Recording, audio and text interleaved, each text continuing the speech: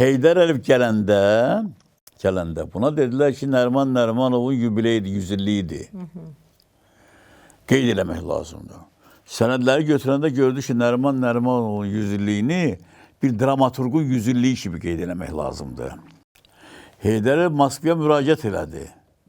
Təkidlə.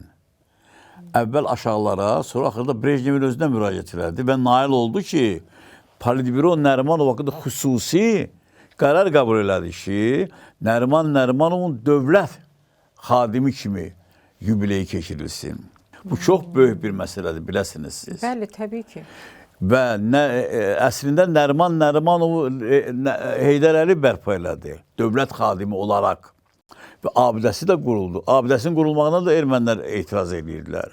Muzeyinin də açılmasına etiraz edirdilər. Yubileyinin keçirilməsinə də etiraz edirdilər.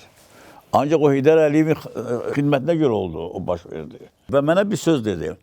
Mən onun müavini olan dövrdə, o mənə dedi ki, Nəriman Nərimanovu sən çalışılan unudulmasın.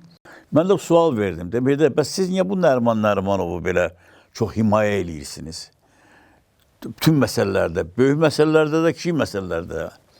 Bax, bir cümlə dedi, mən istəyirəm cümləni siz də eşidəsiniz. Yəqin tamaşaçılarımız da bunu bilsin. O dedi, Həsən, biz Nərimanovu itirsək, bu çıxacaq ki, bizim 2-ci Respublikamızı ermənilər və ruslar yaradıblar. İlk baş nazirimiz Nəriman Nərimanov olubdur. Ancaq Nəriman Nərimanov bu dövlətimizi Azərbaycanlıların dövləti kimi olmağa əsas verir. Bilirsiniz, Nərimanovdur, tənqid edilənlərin heç biri Nərimanov haqqında bir sətir də oxumayıbdır.